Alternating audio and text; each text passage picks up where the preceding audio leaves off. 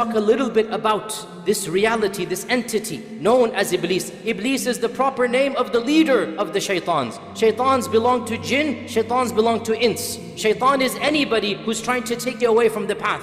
There is one Iblis, there are many shaitans. What is the wisdom in the creation of Iblis? And Ibn al-Qayyim, for example, in his famous book, Ighathat al-Lahafan, he actually has 25 pages dedicated to the question of why would Allah create Iblis. But I'll summarize some of these points. Ibn al-Qayyim says that Allah subhanahu wa ta'ala desires the purity of His followers. Allah desires the iman and taqwa, the isti'adah, the tawakkul, the inaba. Allah desires the piety of the righteous. And that piety shall only be manifested by fighting against Iblis. And so, when Allah subhanahu wa ta'ala has allowed this evil entity to exist, it is not because He likes the evil, it is because He loves the piety that comes in combating the evil, the righteousness that comes in overcoming that evil. Also of the wisdoms is that Allah Azza wa Jal personified evil. Can you imagine if evil were some type of cosmic force? If evil were not an actual created entity, what would we do then? But we have evil personified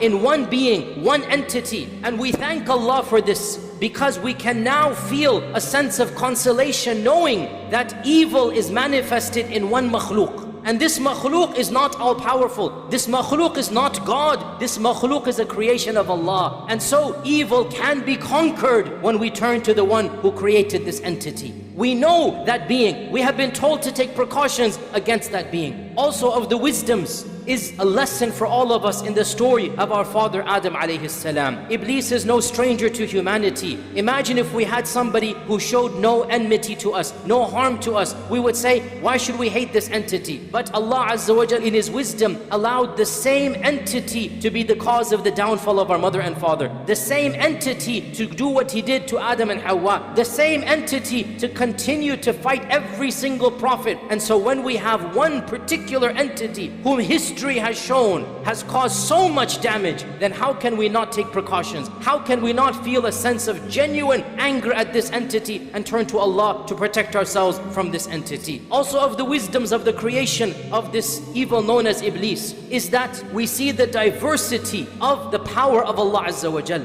He creates the best of the best, and He creates other than this. He creates Jibreel and Mikael, and He creates Iblis and the jinn. He creates the prophets, and He creates Fir'aun and Abu Lahab and all the rest of them. So Allah Azza wa Jal's qudra is manifested. Allah's power is manifested. And in this we are in awe at the magnificence of the Creator. Of the wisdoms of the creation of this entity is that we can truly appreciate good only by contrasting it with evil. We can appreciate beauty when we see what exactly is ugly. We can appreciate the brightness of the day only after the darkness of the night. So by having these contrasts and by knowing how evil an entity can be, because in the end of the day, the evil of Iblis is completely irrational. He gains nothing by misguiding us. He's going to Jahannam anyway. What an irrational evil is this? And we have done nothing to him such that he's an enemy to us. But when that evil is there, so then we are able to understand that there's a particular being, a makhluk of Allah, who harbors so much evil that we have to take our precautions. We have to be careful, and this helps us be more righteous. Of the wisdoms as well, and this is a very profound point, brothers and sisters, pay attention to this. Of the wisdoms is that it is actually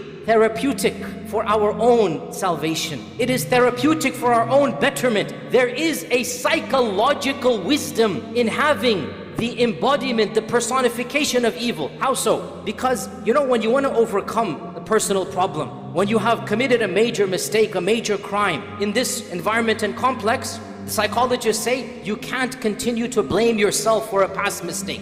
You have to let go and move on, right? In our case, we don't have to just let go. We can easily and factually and correctly blame Iblis for a sin that we have done. And it is correct, Iblis was the one who misguided us, who gave us waswasa, and use that blame in order to make ourselves empowered to move on to live better lives. Now I have to be clear here. We do not blame Iblis in a court of law. We cannot blame Iblis on the Day of Judgment. It's not going to work. But we can blame Iblis in our personal journey to Allah, in our reflections of our own past, and we think about what we've done, and we say, astaghfirullah, that wasn't me, I'm better than that. That was from Iblis and the whisperings of Iblis. And if I can cut off Iblis, I can eliminate Iblis, then I am a better person with the help of Allah. And that is factually true. When we have an entity that we can legitimately blame for our own shortcomings of the past, again, this is not a justification of the current, it is not an excuse of the future.